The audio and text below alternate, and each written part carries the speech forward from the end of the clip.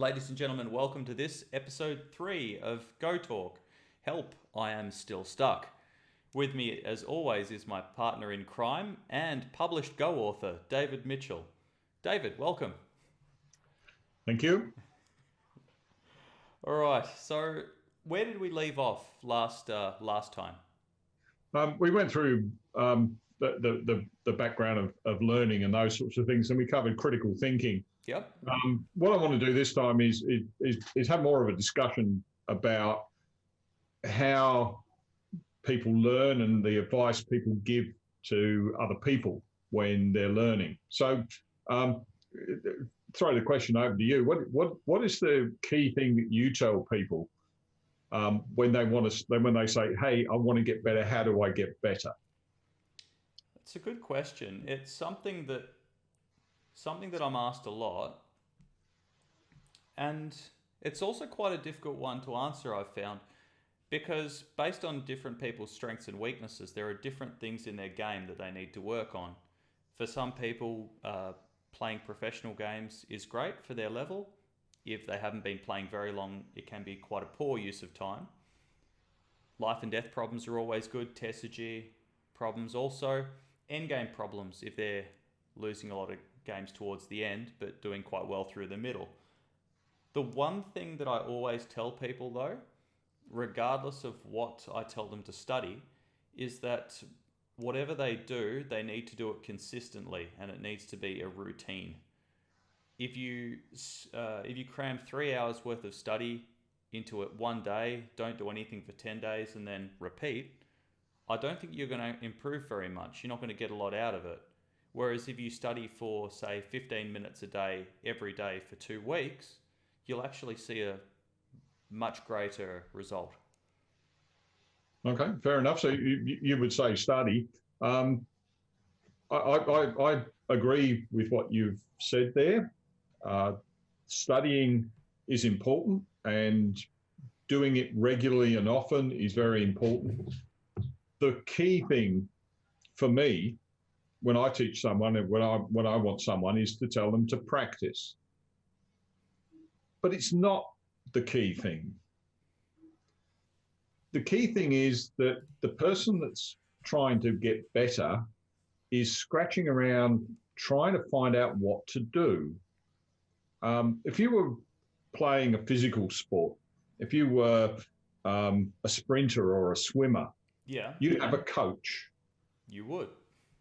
And a lot of people do not have a coach. A lot of people do not have someone that they talk to. And I think that that's a key missing factor for mind sports. If you are training for something and you train for basketball, you'll do weights, you'll do running, you'll do a whole range of things. And the person that's guiding you is also guided by coaching methodologies that have been set up over the years. When it's mind sports, that doesn't happen. And I think that you need to have an independent helper. And the independent helper is both a strategist from a learning point of view and a tactician from a learning point of view. So the strategic side for your coach is to identify what your problems are, where you're strong, where you're weak, and to set up some sort of regime for you to follow. And from a tactical point of view, is actually to help you out in those things. That is a critical thing which I think misses in most cases. My normal, until 18 months, 2 years ago, my normal reaction to people saying, how do I get better? Was play, practice, do it. Whatever you do, practice, practice, practice. Solve problems, make your mind work, and then study professional games. Which is the standard dogma that most people will impart on other people. Yep. And in 1980, 81, I got to the illustrious rank of about 4 Dan. Wow. There's been a little bit of a period in between where I worked and earned money and raised a family, in fact, raised 2 families, and then came back to go. And I'm still sitting at the same rank. And I've listened to the advice. I've given the advice, and it's not helping me get any better. Maybe I'm too old, long in the tooth to get better, but I think that there is the missing factor in that whole thing is having a coach that you trust, that you will follow, and you will obey. Let's I just want to explore that for a minute, because I noticed one thing when you were talking about basketball that was very interesting. When you mentioned things that the coach would do and get you to do, you mentioned lifting weights. Lifting weights isn't directly anything to do with skills or fundamentals of basketball. Yet whenever anyone is talking about improving at Go, anything that they advise people do is directly linked to Go. Yes. So what is the Go equivalent of lifting weights? Okay, my view in this, the equivalence is to expand your brain, to expand what you're thinking about. So I would suggest that reading texts such as The Art of Go, there's Art of also War even? Art of War. There's another document, another thing that was written and studied by professionals in Korea and China, which is the 36 Principles of War. And there's a version of the 36 Principles, which is the 36 Principles of Go, which are stratagems. I think they call it stratagems. Okay, yeah. I'm happy with that.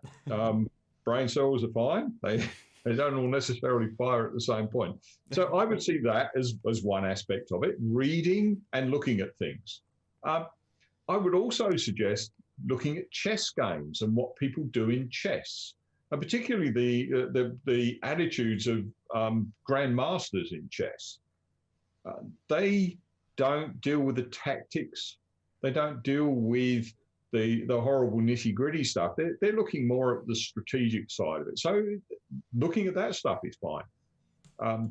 Another method is, and again, making the brain work, is to solve problems, whether they be logical problems or Sudoku or cryptic crosswords or whatever, but you keep your brain agile. And that's what you need to do when you play Go. You mustn't. Don't like mustn't. Shouldn't. May you should not. avoid. You should avoid just, oh, he played there. My standard answer is here. My standard answer, as you mentioned last week, I think, trusting your standard answer, it means trusting the rank you're at, not the rank that you wish to improve to. Yeah. And having those other things, doing those other things, with any luck, will help you improve what you do when you play Go. Another thing, and this comes back to my work and something I learned when I was trying to solve problems. It's not something you can do during a game when you're playing Go. But if I was stuck with a difficult problem at work, I would get up and walk around the block.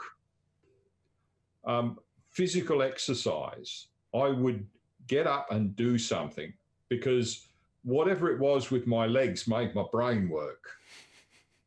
Maybe it's a physical problem that I have, but being reasonably fit, doing things. I talked last week about discussing the problems I'd had and what I was trying to achieve with the dog when I went out for a walk. That sounds stupid, and to a degree it is, but it enables me as a person to think. Now, if that helps somebody else, whether there's 99 out there that are cacking themselves laughing, and one of them says, hey, that's not a bad idea, I'm happy with that. Go talk to Lassie. Look, I had developers that worked for me. And they would not be able to solve problems. They wouldn't be able to find the bugs or find the solution to bugs in their programs. And I gave them two pieces of advice. One was to read through your code and speak out loud. Say the words. Don't put them in your head. Say the words. And what you're doing in saying the words is explaining them to the imaginary person that's standing behind you. Again, really stupid, but saying the words actually forces you to think more clearly.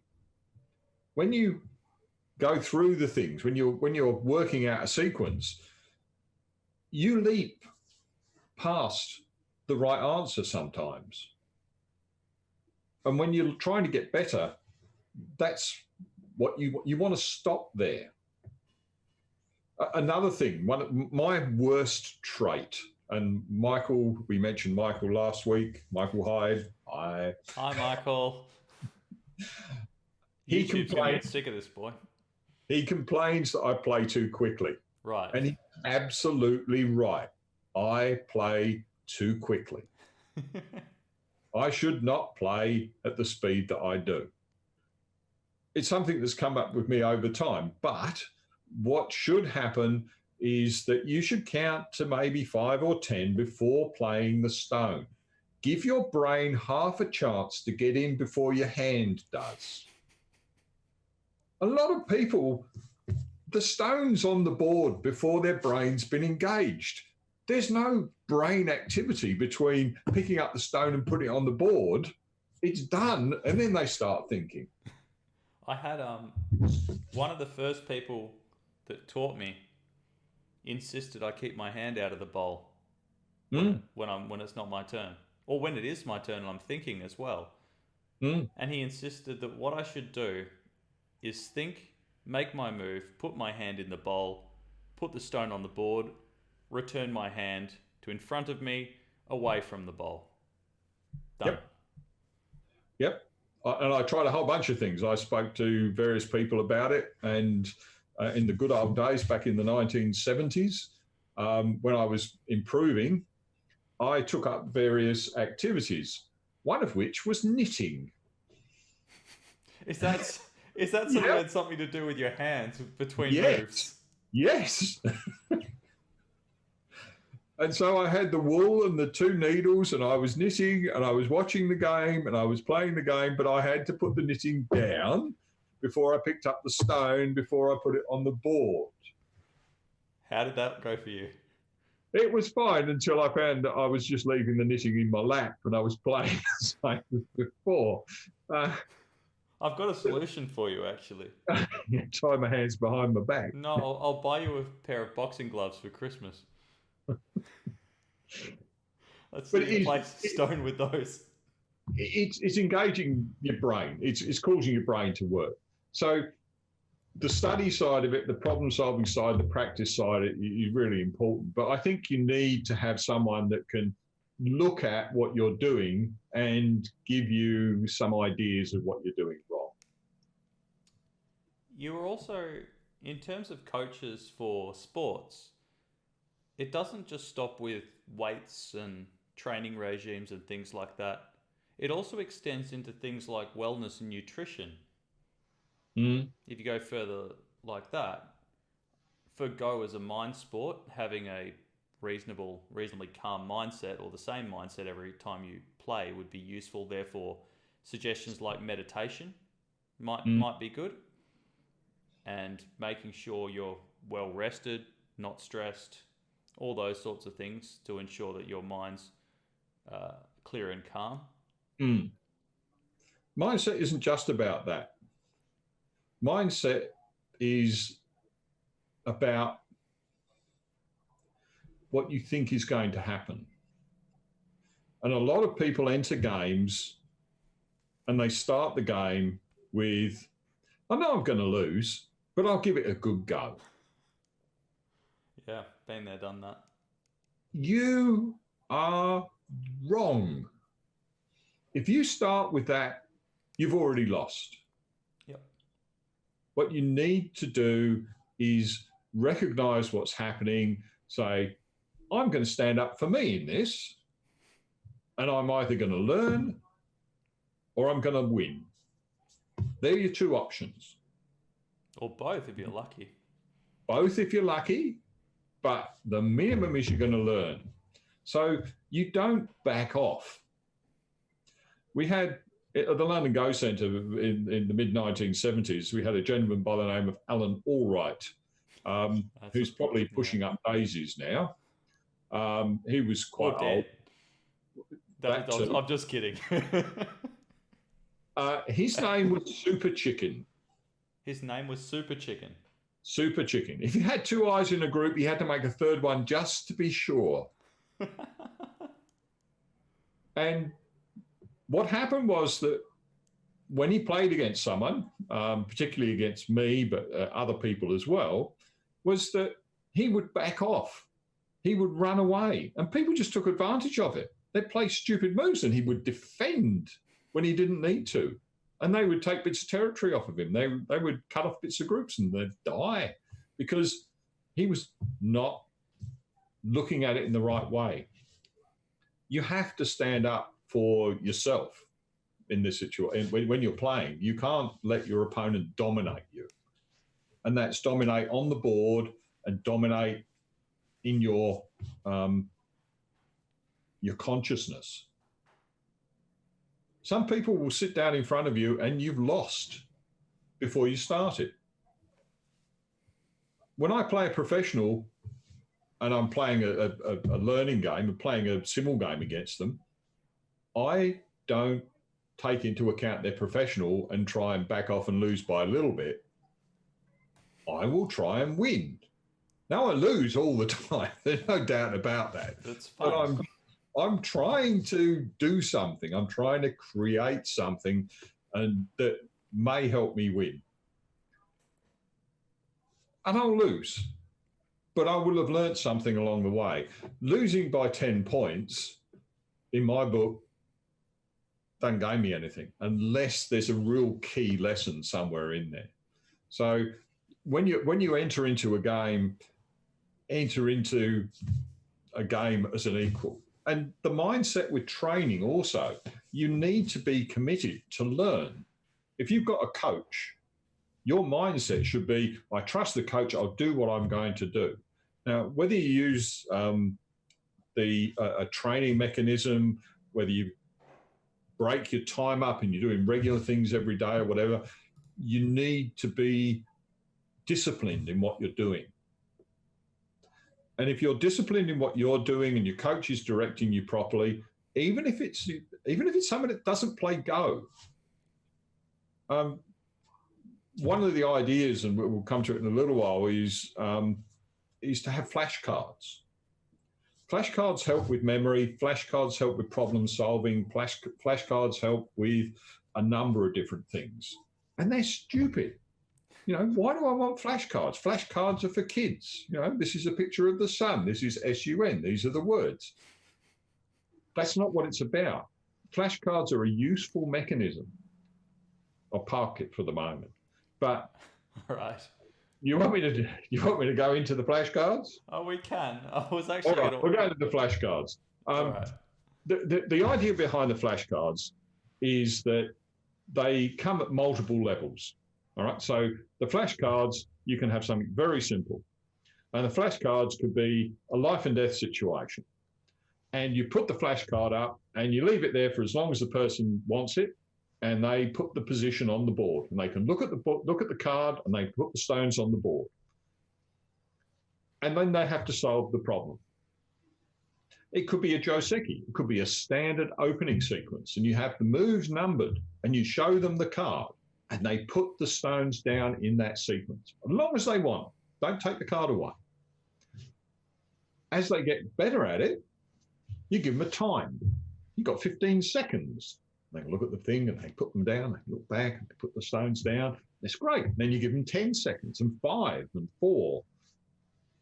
And what you're trying to do with that is to help them retain in their brain the lesson, the sequence of the moves. or the shape that is unsettled or dead. When you get a little bit further down the track, you may have had some fairly simple situations. You make it a bit more complicated, and you give people less time.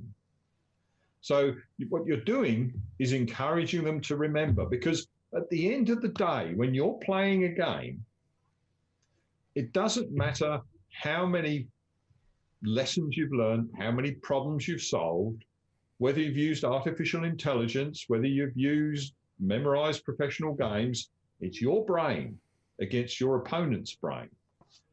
And you need to be able to use it. So the flashcards help your brain work. If you've got a coach, they can hold the flashcard. They can force you into the regime, into the processes that you need to learn. So your partner, wife, boyfriend, whatever, holds the card up and you see it for that period of time and they go, your time's up. Okay, put it on the board. Your partner probably thinks it's a real turn on when you call them coach as well. I'm not going anywhere near that, and there's no rubbing embrocation on either. That's not a very nice thing to say. But your coach is there to help you. Yeah. And so the flashcards idea, and I created some flashcards. Where's my beautiful. Key? Here we go. I'll just bring up the big screen. Oh, here we go. There we go. Flashcards. So you could have flashcards based around end game.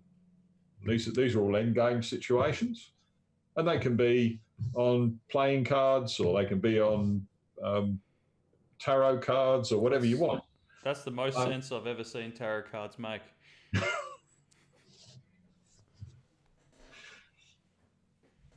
But the important thing is that you've got that as a mechanism.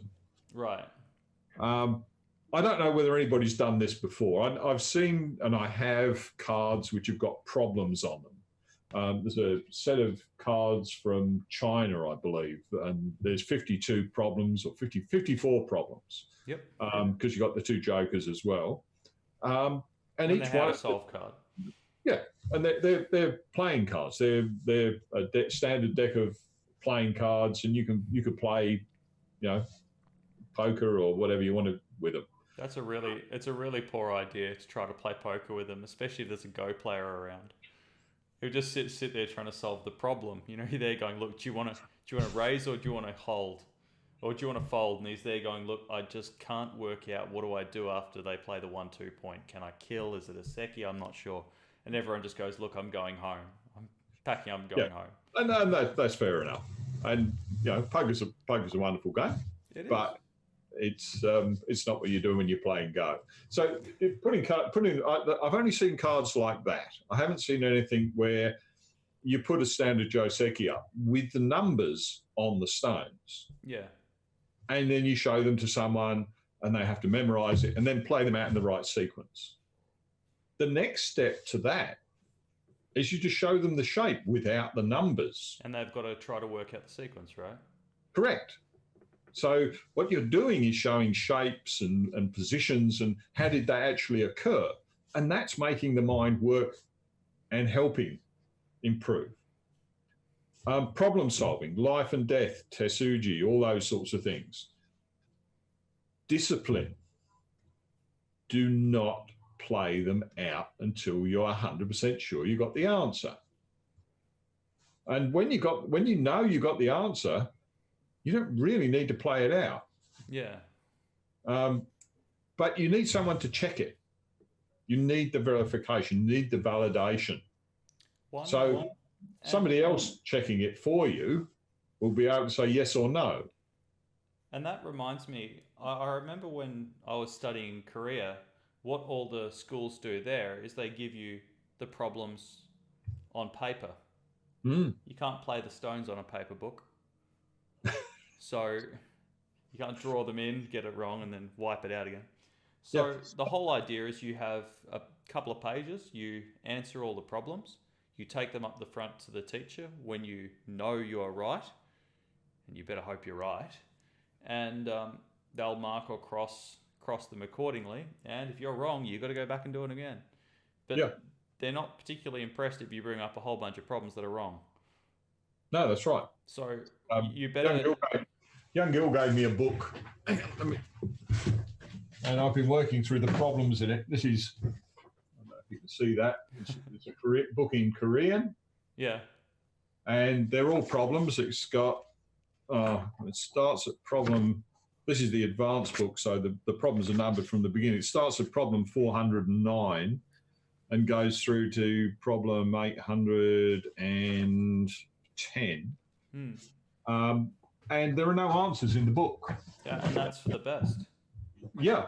And the other thing which you need to have in your brain is young Gill saying, no, the answer is not co. You just need to get him to record that next time you see him and then just play it back to yourself. It doesn't need to. It's in my brain now. Okay. If I find an answer which is co, then this voice comes into my brain and it says, David, the answer's not co. There will be one chance. There will be one time when it is a co and you'll waste 2 days trying to work out the lesson. But that's okay. Yeah, that's okay. It's where you stop.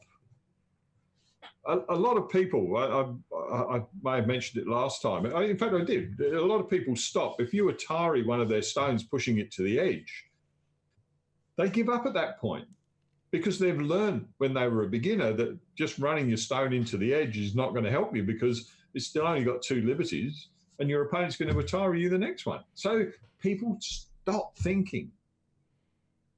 And what you need to do is continue thinking, not until it's absolutely certain, until there's nothing that's left outstanding. The stones are in your mind in the lid of your opponent. Yeah, you've taken them off the board. And at that point, then you know you solved the problem. Makes sense. So that's an important thing. Coming back to the study side of it, and this is something that I do and I've been doing for years. And it's not study about me. It's when I'm teaching someone. If I'm teaching someone and trying to find out and trying to give them a lesson, I don't just play a game. I will, in my mind, understand where their weaknesses are and then try and get that demonstrated in the game. Right. So I will play the game in such a way as to accentuate their problem. Keith, who I played last time. Shout out to Keith. Hello, Keith. Hi, Keith. He likes to attack and finish the game quickly. I wonder if Keith is here. No, Keith. That's all right. He'll be there, but he likes to finish the game. He wants to finish the game quickly. That's the impression I get from the way he's playing. He doesn't want to play the whole game, and so he's trying to beat me up. He's got this huge handicap. It's going to beat me up, and I'm going to go in a bloody wreck in the corner in no time at all, and he will be victorious. That's not what the game's about. No, so it does ring a bell though. I used to do that all the time, and it was because I was rubbish at counting an endgame. So I just assumed if it got to the endgame, I'd lost. Therefore, I ensured the game one way or another never made it there. Yeah, sure. But that, again, points to a weakness in what you're doing. And you have a coach, you have somebody helping you, they can identify those problems and then give you different methods to solve them. So when it comes to practice, trying to play a game against someone where you have a particular target, you know what you want to try and achieve in the game, trying to get that demonstrated in the game is not simple. No. And so that challenges you in what you're doing. We talked about the problem solving, we talked about the study and the mindset. What about creativity? That's something that's... Yeah, creativity is... Yeah, and that's right, and that's why. I mean, you touched on things before in relation to creativity, and when my keyboard works, There we go. um, what I did in here was I put things down like cross training, general activities, and other mind skills. So cross training was other mind sports, chess, bridge, Shogi. shogi, anything. Just look at it and have a think about it. Counter-Strike. Physical fitness.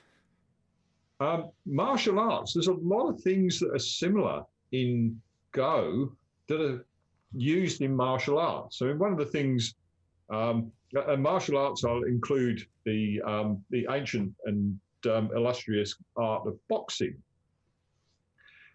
If Otherwise known as settling differences after a drink. Oh, yeah, but if you watch a boxing match, if one of the people in the ring gets tired, They grapple. they gruff their opponent. If you are going to jump into an opponent's area where you're not really welcome, you play directly against their stones. You try and grapple. That's exactly right. And that's what you're trying to do. You're trying to eliminate the strategic advantage and turn it tactical, because if you can do that, then it's better odds for you. And there are a lot of different things. Allowing your opponent to come charging at you and then just stepping to one side. There's a great video on YouTube about with a sumo wrestler. Yeah. And he just steps these opponents there, and he's all revved up and ready to go, and they drop the flag, and he goes charging at his opponent like a bull, and his opponent just steps out of the way and he charges out the other side of the circle. He lost. That's not a good way to lose. Not a good way to lose. So looking at and trying to apply things that apply to Go and that work to you. There is a book, there are several books that you should be aware of and should try and read. One of them is by Karl Clausewitz, who is a Prussian general, and he wrote a book called On War. And he talks about it in the same way as Sun Tzu's Art of War. But it's a different perspective taken from a different time. So it's something else that you can do to throw into the mix. General activities, brainstorming, reading text, anything. There's a lot of things in there that you can gain. We'll talk about artificial intelligence later, but in terms of novels, there's a gentleman by the name of Terry Pratchett, and I mentioned him before, but he has amazing breadth of diversity and freedom in his thinking, and he incorporates stuff into his books, and they're well worth reading because they hopefully break down some barriers that are in your brains. It takes a very special sort of person to be that creative in writing. It's much easier to be creative in a visual medium, but being that creative in the written word is incredible. Yeah. Spike Milligan is good like that as well, actually. Yes. Yeah. And that's another book. Anyone who wants to die laughing should read a book called Pakun by Spike Milligan, which is hilarious. Really good book. Yep. And then I put on other mind skills. Playing music. Young girl plays the piano. A lot of people that I know play musical instruments or do painting or drawing, calligraphy, writing, creative writing. Learning a language, they're breaking down barriers in your brain. And if you learn a language, let's say Chinese, Japanese, or Korean, and you have a whole bunch of books on Go in Chinese, Japanese, or Korean, that will help you understand what's going on in it. But they break down the barriers in your brain. Before we continue on, you've just reminded me of one thing. When I was living in Korea, I was very fortunate to share a room for a few months with an American gentleman by the name of Ben Lockhart, who for a very long time, he probably still is, was the strongest Western amateur player in the US. And I remember he gave me one piece of advice on playing Go that I've never forgotten, which was to improve at Go, much like to improve in other things. His theory was that you needed to have as many paradigm shifts as possible in the shortest space of time as possible. So his whole mentality, or his whole idea, was to view things from as many different angles and see things in as many different ways as possible. And that comes back to the whole idea of understanding of the game. Not what is this one answer that I know is okay in this situation, but how many different answers can I come up with in this situation? And the more creative you are, and the greater your understanding, the more answers you'll be able to find. Yeah, no, I agree with that. And there's a really stupid thing, which is along the same lines, but stupid in terms of it sounds simple and it is stupid. If you are playing a game, or if you're analysing a game, if you're analysing on the computer, you'll find that there's a flip position and you can turn the board the other way round. If you're playing a game in a tournament, there's nothing like getting up and walking around your opponent's side of the board and looking at the game. It gives you Confuses the heck out of your opponent, though. Well, it gives you quite literally a total different perspective because the game looks different. Your brain goes, hang on a minute, where's the game gone I was playing? And it's the one that's in front of you, but you get a different view. It's funny, Cho Hae-un, the professional, Cho Hae-un Nindan, also suggested that when you're reviewing your games, to review them on a flipped board. Same sort of idea. Yeah. And if you're doing the memory side of things and you're playing the game, replaying a game, the first problem is actually playing a game that you've played all the way through to the end. But the next level is to play it mirrored. From your opponent's perspective. Yeah. Because that, again, it causes you to think differently. And Go is about your brain. Go is about thinking. Go is about working things out and having logical explanations and what's going on. So having that is of vital importance. So we come back to, where do we go? Come back to here. We talked about critical thinking last time, and that is really going back over the things you've done, keeping notes and reviewing it. Study, absolutely study. So, well, let's go through. We did critical thinking. Practice. So you play serious, in quotes, games. These are not games where you just drop stones on the board and guess. This is where you're playing a game and you're thinking about it. And that should be all your games, really. You shouldn't just whack the stones on the board. I'm not going to go into Bloom's taxonomy. It's an educational thing. Do you want to go into blindfold Go, though? Yeah. That was, well, the interesting thing about that was, that's okay. If you missed lesson 2, it's no problem. It's up on YouTube. So you can have a look on our Osgo YouTube account if you want to check out lesson 2. Blindfold Go, one other thing I did get to do at one point in time, which I didn't get to play very much of, was to play on one of those Go boards for blind people. Now, the issue is my opponent couldn't capture my stone, no matter how hard he tried. And what we didn't realise is I was so poor at this new form of Go, I'd actually place the stone on the line, not the intersection. So there was absolutely no way for him to remove it from the board. It also didn't work very effectively as a ladder break at that point. But anyway. But it was so different trying to play on a board like that. And I'd love to have one of those boards just to try to play games on it. Yeah. Yeah. So, totally agree. The same with single colour Go. How far can you play and actually understand what's going on. Yeah. And the team and pair go thing, pair go is you will have a male and a female. Team go is more of an LGBTIQ, whatever the next letters of the alphabet can be. Yeah.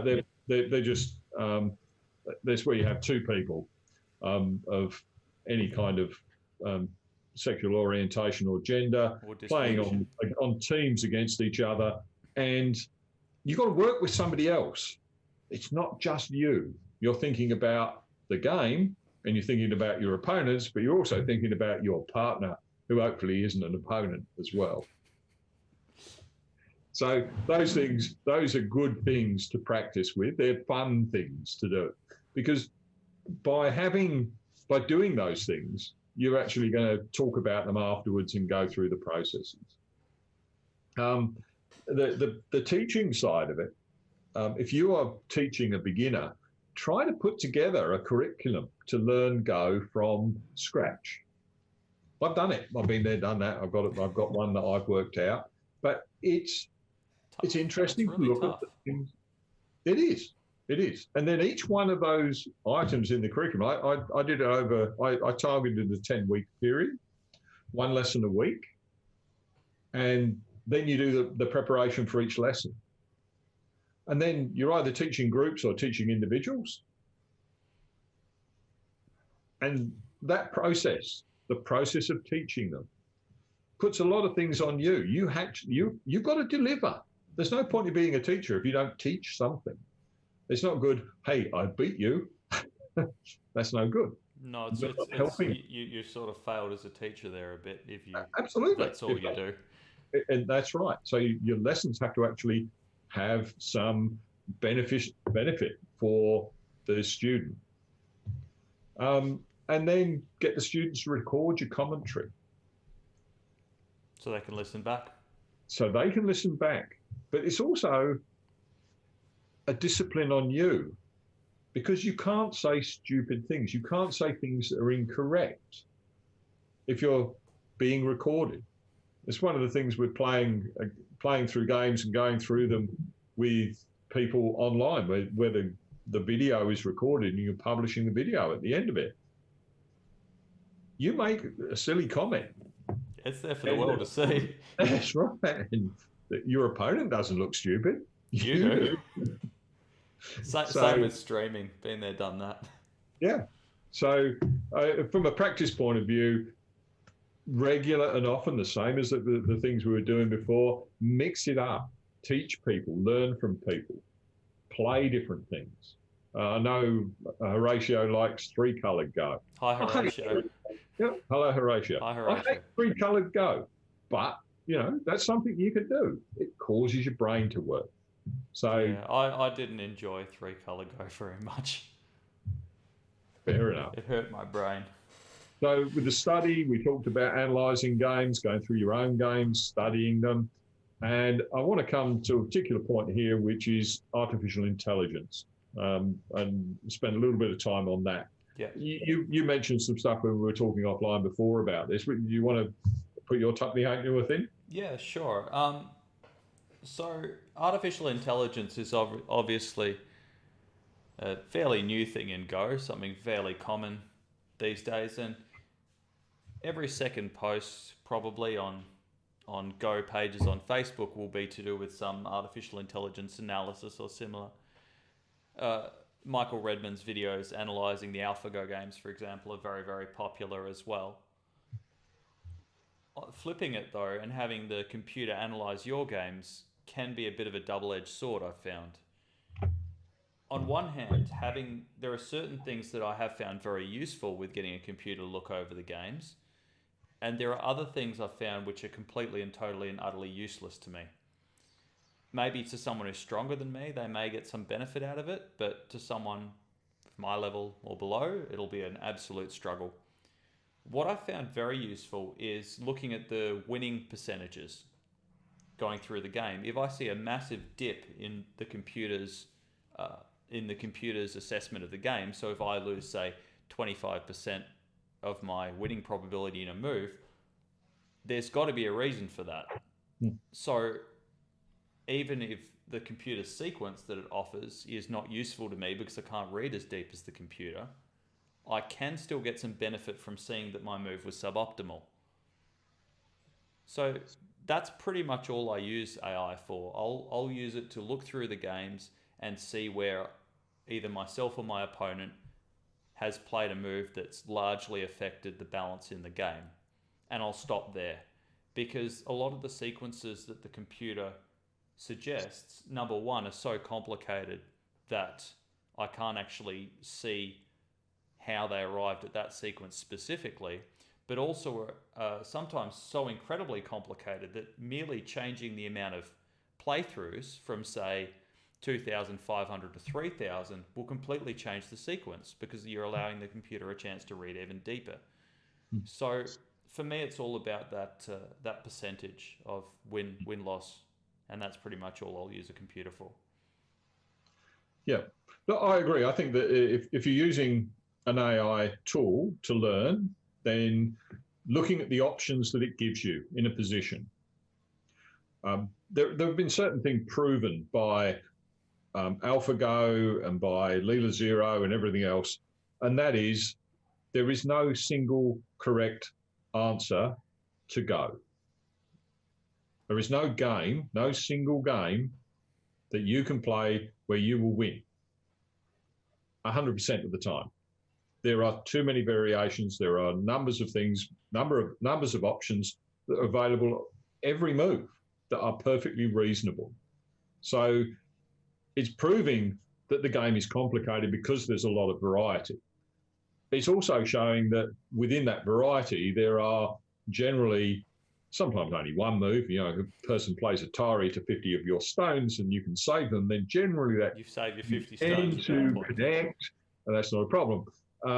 But when it comes to the strategic nature of the game, there are a lot of different options, and the artificial intelligence programs are good at showing you those options.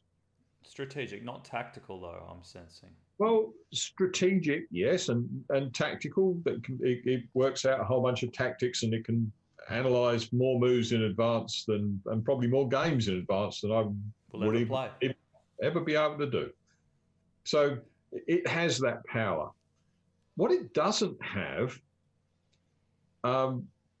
is an explanation of why I did this. Right. Oh, I moved from 53% to 63%, and then you don't know. So then you go digging. Right. Michael Redmond, on a couple of occasions, has said, I don't understand.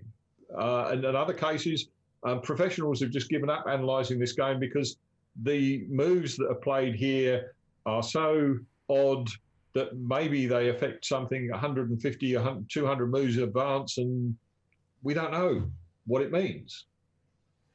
So I look at artificial intelligence, and I look at an author by the name of Douglas Adams, who came up with an answer of...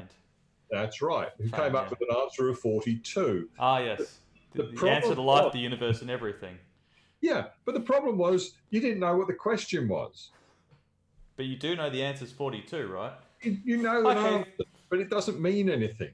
And if you look at what happens to kids in school when they're learning mathematics, not arithmetic, but mathematics, if they have to solve an equation, they're required to show they're working out. Explain what they're doing by the steps they go through.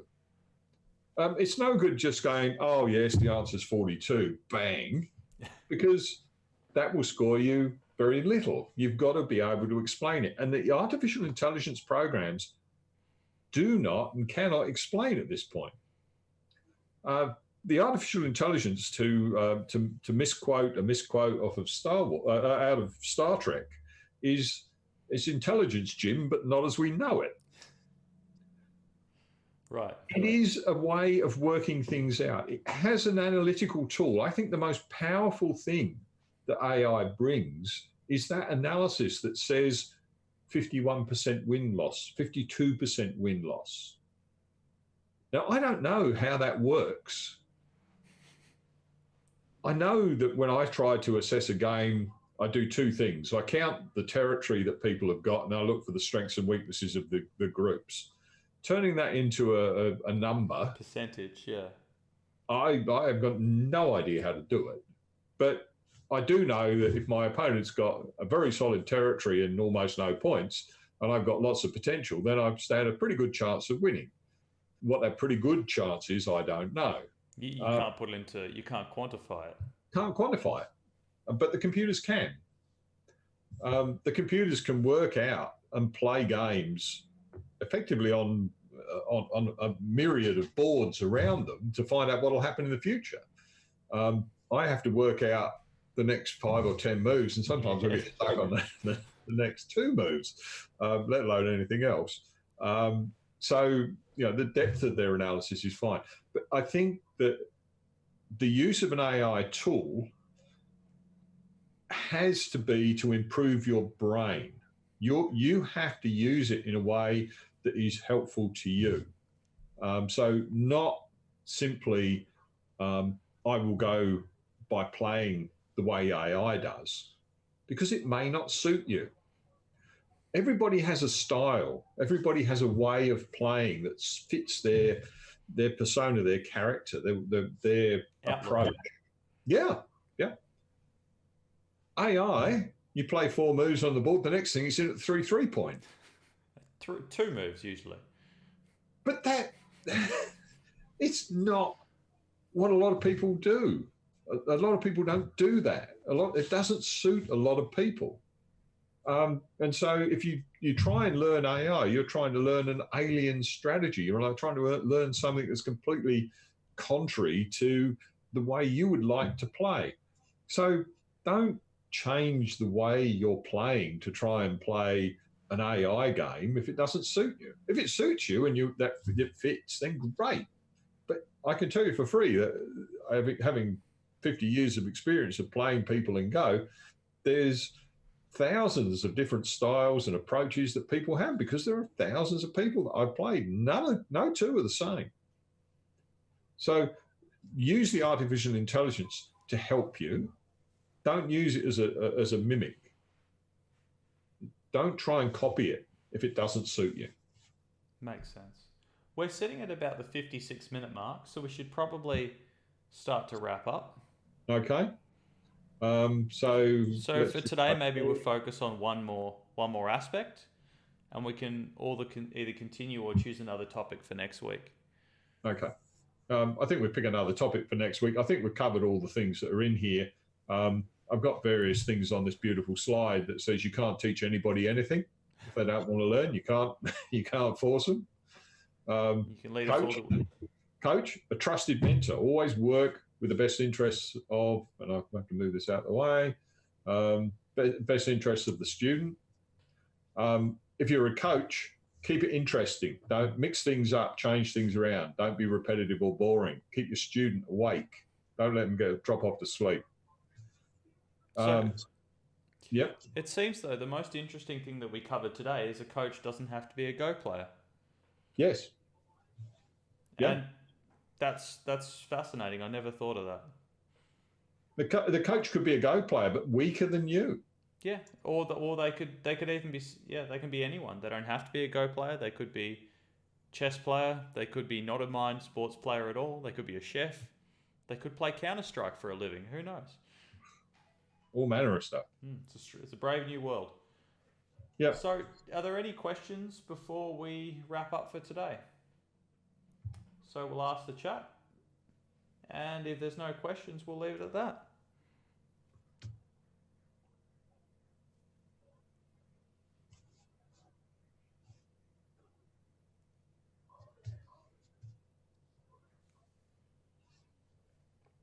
Looks like we have answered pretty well everything. Got one comment, professionals who do not use AI as a training tool will never rise up the ranks and be left behind. Yeah, sure, quite possibly true. Which is fine, but if we look at that compared to amateurs like myself, I've still got so much I can learn without the use of an AI training tool. I'm not at the absolute pinnacle of Go. I don't need to be playing the absolute latest of moves. I don't need to be doing the latest of things. Much like an amateur football player doesn't need to be using the state of the art training techniques and state of the art, I don't know, supplements, regimes. Be careful with supplements. Didn't say a word. No, but you're thinking it. So, yeah, it's an interesting point. But the point is, if you're a professional, if you're at the top of the tree, you learn absolutely everything you can from any source. It does not matter. And AI is one of the sources. Supplements, yeah, that was a that was a drugs in sport reference. So you've just got to be very, very careful what you use. Why aren't there any drugs in mind sports? I'm sure there are. Make my brain work better.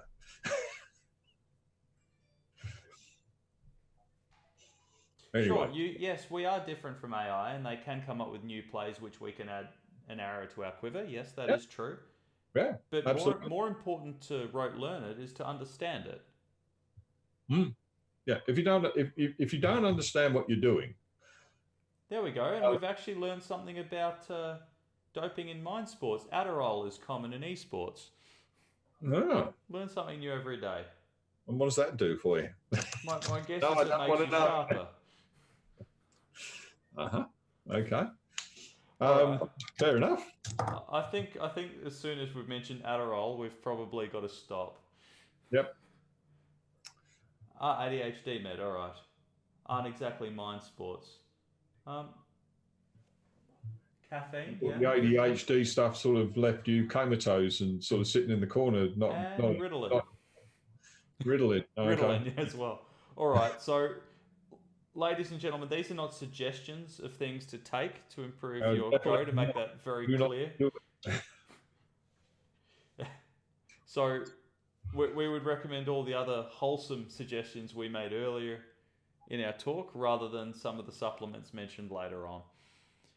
But anyway, if anyone has any questions they'd like us to answer for the next talk, please feel free to message them to me on my Twitch channel, twitch.tv/Lumbertruck.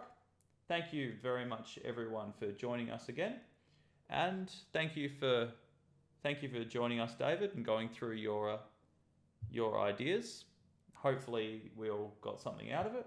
And we look forward to seeing you all next time. Take care, everyone. All right. Bye-bye.